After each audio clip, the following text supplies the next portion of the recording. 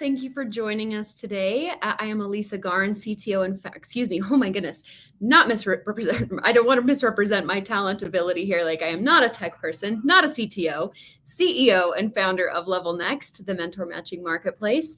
Joining me today is one of our platform mentors, Jordan. Jordan, thank you so much for being here with me today.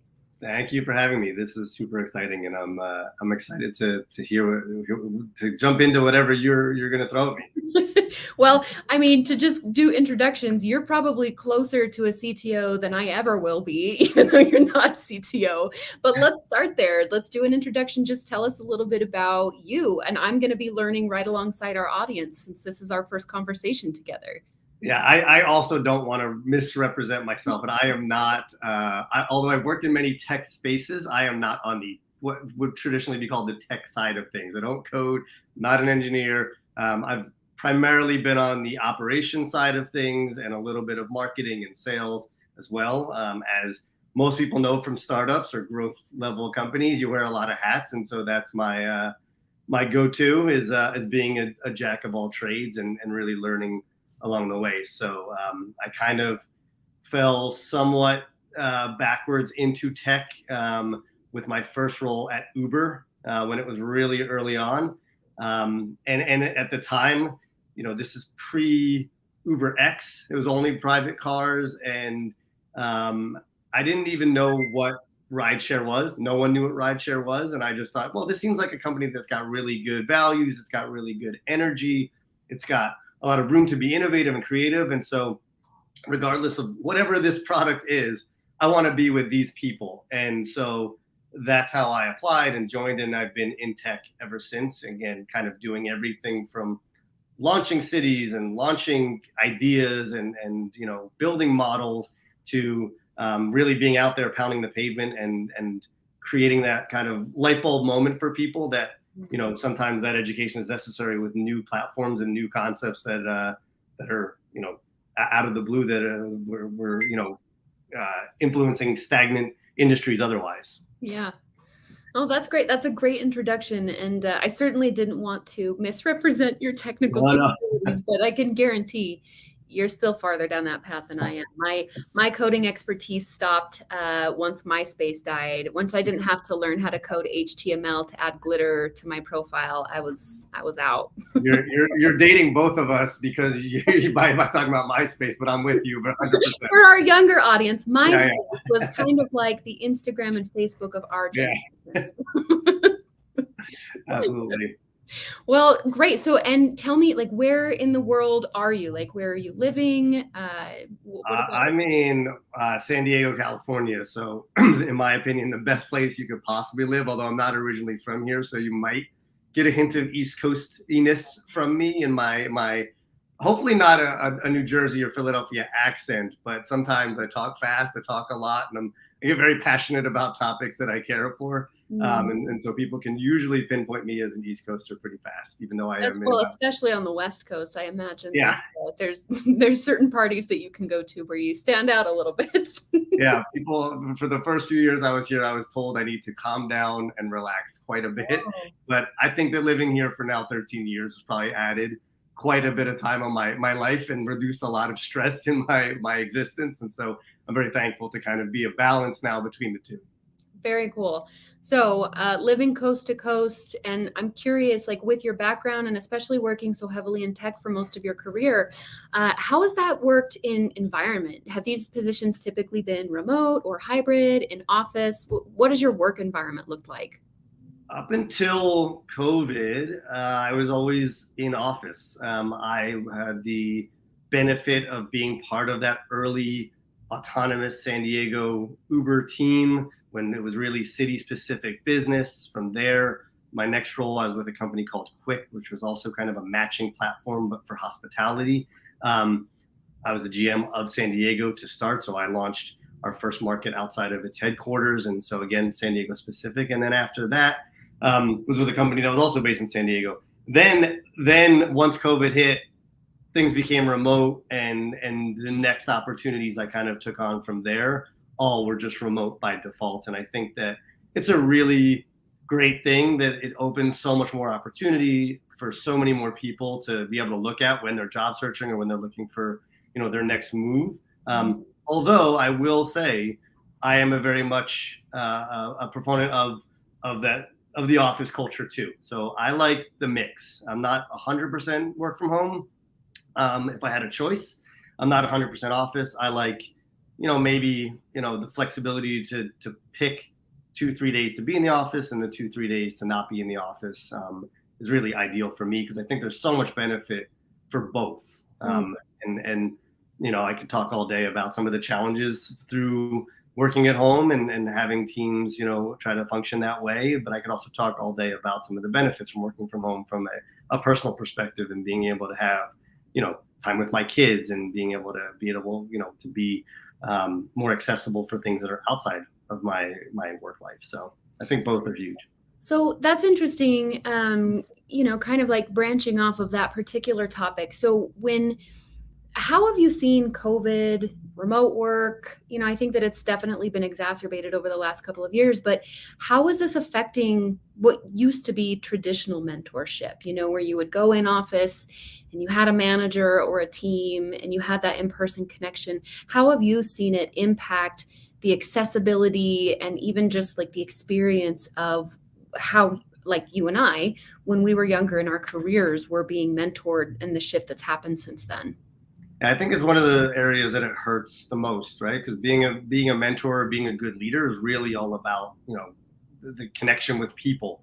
And so when you take yourself outside of the same room and you're on a screen, as good as Zoom is and as good as we've all become at becoming more and more comfortable and becoming more and more personal at, on a screen, it's still just, it's not exactly the same. And so being able to understand someone's tone and someone's body language and having those kind of in between moments, as I like to call them, where, you're in between work or you're just walking to the bathroom and you're crossing paths with somebody, all those little details really add up to me. And so I do think that when it comes to being, a good leader, a good mentor, or even just a good teammate, regardless of kind of the relationship at all, I would probably say that, it's much easier in person. And I think that to do it well remotely just means you really have to pay attention to things more acutely and be more purposeful with the way you're being accessible, the way you're accessing other people, and the kind of like the way what you talk about and how you talk about it. I think, to be honest, the biggest thing for me is the time limit. Right? When you schedule 30 minutes with somebody on a Zoom, you expect that you're going to probably talk to them for 30 minutes. And so there's like let down when you're getting to 27, 28 minutes, you feel like, oh, I need to wrap it up. When you're in person, if you have 30 minutes with somebody, at least in my experience, there seems to be less of this kind of confinement and you feel a little bit more comfortable to say, oh, well, let's just talk for another 5 minutes, or we were on a good path to something. Let's continue to explore that. Or let's go back to our desks and continue talking for the next 2 hours while we work, kind of in between about that topic. And so I think the time limit itself is a funny kind of thing that's caused part of the disconnect in the human connection since going more remote. Yeah. Well, it sounds like you're getting into this mentorship space. You're doing more professional coaching as well. I think that both of us have definitely benefited, and we have our own stories to share about mentorship. I'd be curious to hear if you're open to it. I know I'm putting you on the spot. We didn't discuss this ahead of time, but I really like tragedy stories. Like, I would love to hear an experience from your background of something in your career that just derailed, like something that did not go as planned, or that a layoff that has impacted your career journey in a way that like obviously you can look back on it now and you can reflect and see how it led you to where you are today. But I would love if you would be willing to share something like that maybe wasn't the big hoorah moment of like, this was the best moment of my career, but maybe one of those that was more challenging for you to get through.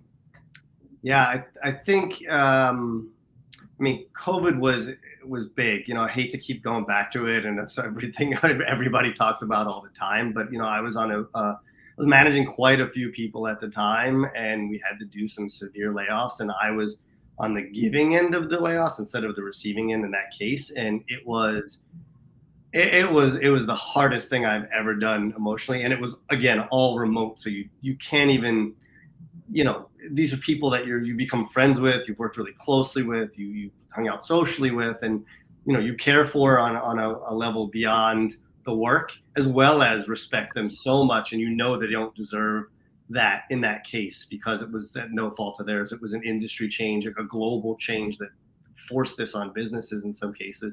And so it really threw a curveball at me as a people leader and as a manager, and having to go through that is something that I think it was really like an immersive experience, in a way that, like, most managers might have to lay people off along the way, but it's for a cause, or it's one here or one there, but to do a ton at one time for no good reason, other than, like I said, the business shift because of something completely out of our control, was like, it's like, you better learn how to have a really good EQ, and really learn how to,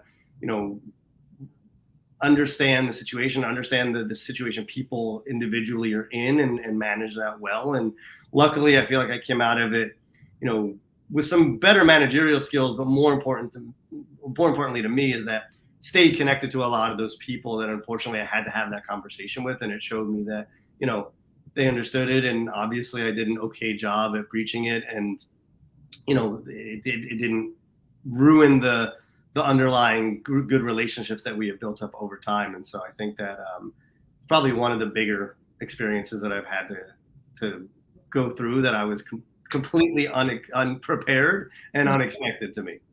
That is rough. I think that it's interesting, as I'm now, a CEO founder, where most of my career, my background has been in the HR and people space and recruiting. I've definitely have some newfound empathy of what business leaders go through when they're having to make difficult decisions, and how much thought needs to go into when you hire, making that commitment to someone, and knowing, like, are you going to be able to fulfill on that commitment, instead of treating it as a business decision, because it is, but it's a human decision as well. And I see a lot of my personal journey in your story as well. Like, I remember the first time I had to do my first group layoff, which was probably circa 2015, so several years before COVID. But like you said, especially as a small company, knowing every single one of those people, I've met their spouses, I've likely met their children. Some of them I've even been to their houses, and you have to deliver that news. I've even been in situations where I've laid myself off after those group settings, which is never fun either. But I think that, if nothing else, being on the giving side of it, there's definitely an empathy and understanding for how painful it can be for the person doing it, just as much as those that are on the receiving end.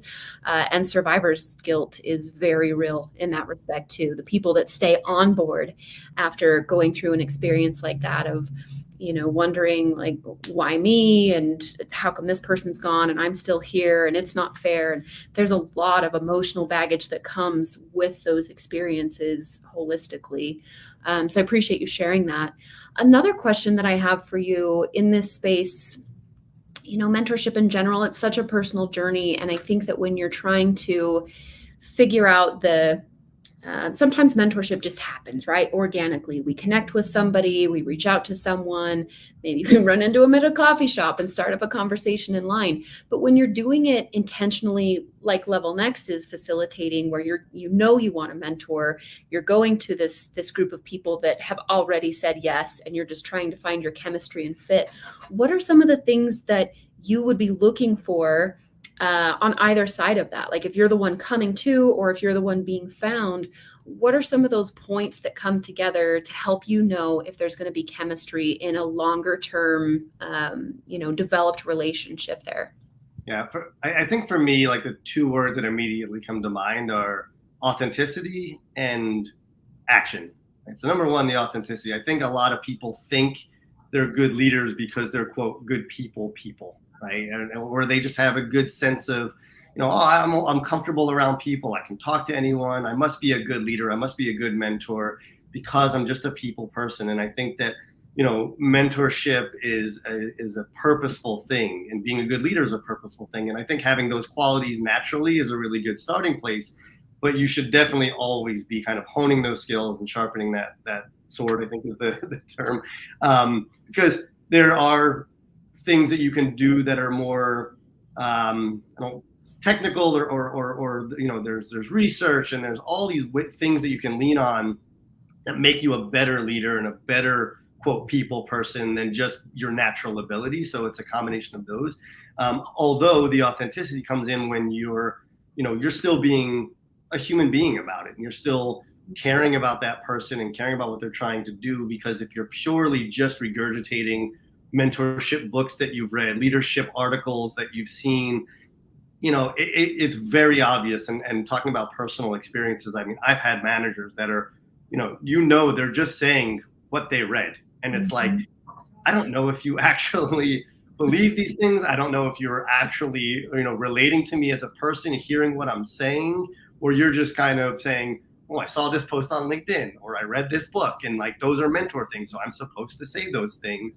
And it comes off really inauthentic and really kind of overly structured and cold. And it's, if you don't have the relationship, you don't have the authenticity, then all those things don't become the supports they should be, because you're treating them as the entire, the focal point, instead of being kind of supplementary to the actual human interaction. So that's the authenticity. The second part is the action, which is, for me, looking up to people and working with people that are smarter and better and more experienced than me along the way. When I go to them for help and I get, answers like, well, what do you think you should do? Or have you thought about this? And again, it's a fine line, and it's a balance. You don't want to tell people exactly what to do, right? You want them to learn and figure it out and go on a journey themselves. But sometimes, people need or want a little bit more of a concrete, action. So if someone's saying to me, please just tell me what to do, or just tell me, in this case, what should I do? What should you do? Give the person what they want, right? Give them an action. Say, okay, here's exactly what I think you should do. Again, you don't have to. I'm not, in any authority to make you do anything, but here's a little bit more of a concrete path than just kind of being a sounding board, and you walk away from that sounding board all the time feeling like, well, I'm still just as confused as I was before. I still have no direction. I still feel like, this person didn't necessarily help me think about things differently. They just kind of kept putting it back to me. I understand that challenge, but it's not really helping me in this moment in time for this more specific and particular scenario I'm trying to get through. And so for me, I like to, when it's asked for, give people something a little bit more tangible, a little bit more actionable, to kind of grip onto and go from there, than just being kind of a vague, listening partner. We've definitely seen that as we've been developing Level Next and trying to figure out our value proposition and how do we best serve both sides, mentors and mentees. And that seems to be something that comes up quite a lot, that we view one of the roles that we play is creating better alignment and chemistry between people in terms of setting expectations. So as a matter of fact, if you go to our website right now, which I'm sure this will iterate and change over years, but we even have a scroll bar that says find your perfect, and it rotates through mentor, coach, advisor, sponsor. And the reason we did that is to articulate exactly what you're saying. There's going to be ebbs and flows in the mentorship journey of, sometimes you need the lighthouse on the sands as you're trying to find your way to shore. And sometimes you need that co-captain that's going to make sure that you're steering through those seas and avoiding bigger pitfalls. So I think that relationship of what you're describing, some of the best mentors that I've had have either instinctively or just through the wisdom that they've gained known how to ebb and flow the needs of where I'm at to best support me for that particular challenge. And I think sometimes mentorship, the best value it can provide is career therapy, right? Like, I just need a safe outlet where I can verbal vomit all the stuff that's going on to this person that I trust and respect. And I know that they're not trying to fix me, that they're not worried about how it impacts them, but it's really this vested interest of their whole purpose is to just be there for me to help me find my guidance in achieving whatever I need to. But then there's those times where it's like, you know what? If you want to get some results, we need to create an action plan here. I'm going to give you some homework and hold you accountable to this. So I love the way that you view that philosophically, because I think that aligns so well with some of our best mentors that have the impact that people come looking for. So in the last few minutes here, I do think it's important to hear from you. Like, you are now a mentor yourself, but tell us about a time, like share a story of how mentorship has impacted your life, your career, and how you came to value it in the way that you do today. Yeah, I think, for me, I don't know if this is generational or it's just a personal thing, but I didn't come up in a time when there was at least around what I was, experiencing, a lot of talk about mentorship at all, right? Or maybe it's just, again, not where I was personally. Maybe it was happening and I just wasn't aware. So there wasn't a lot of me seeking it out or formally creating those relationships, in the way that I think is a really good thing. A lot of people are doing now, which I think is awesome. And I wish I would have known that you can do that when you're younger. I was much more of a, read between the lines kind of person, which was, look for those people that I look up to and say, oh, this person is, man, they're just so good at leading the team. People love them. People respect them.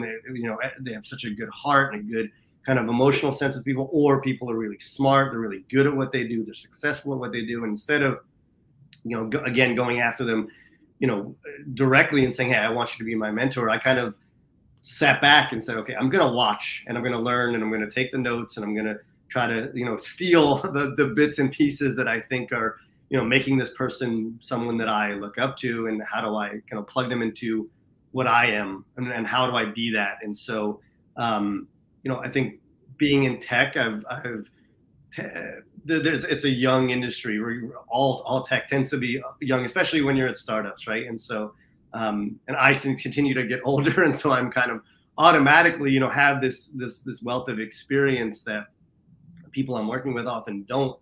And again, I don't want to push myself on them, and I don't want to say, hey, I know everything, because I certainly don't.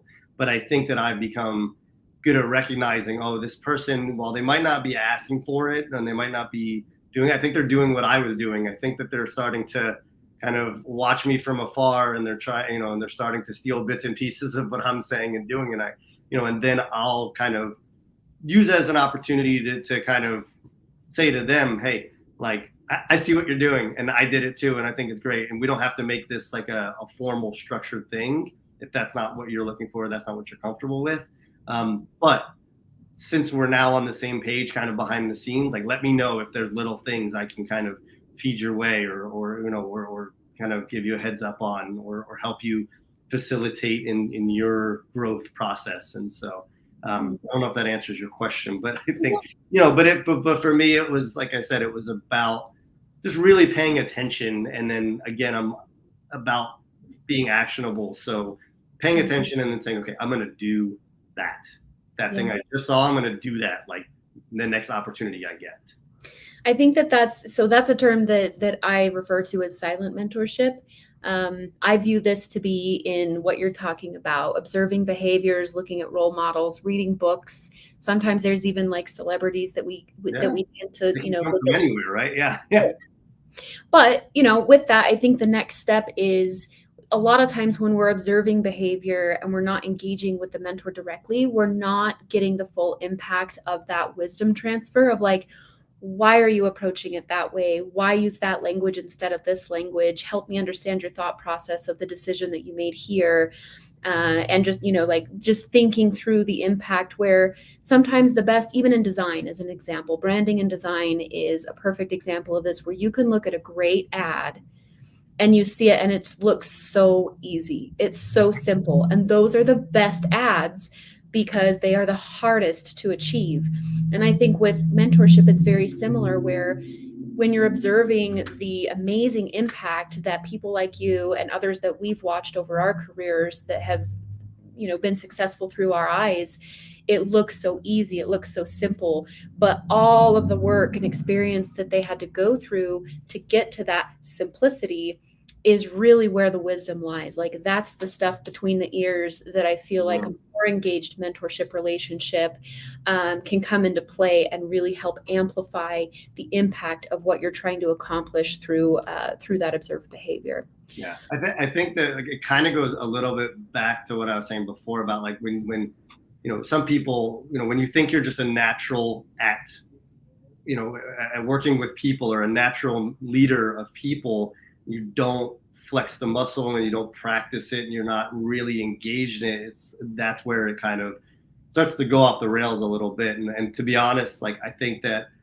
the people that I've had the hardest time being a manager or a leader of, where I really had to kind of dig in and be like, okay, what is this person trying to do? What is their value system? What do they care about? Where are they struggling?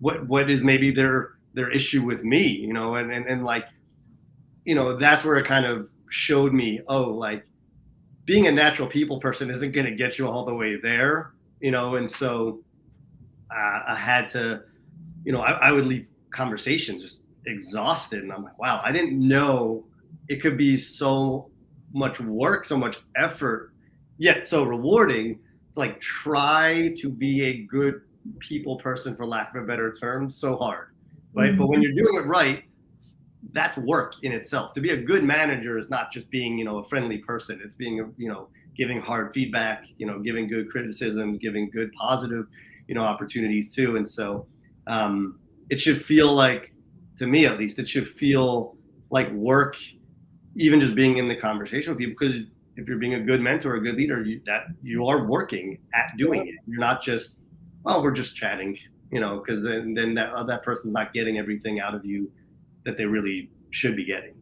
Just like any physical exercise is the same. Like once it's easy and you're not feeling that push and it's not making you tired anymore, you're probably not growing anymore. So yeah, I think that's very well said.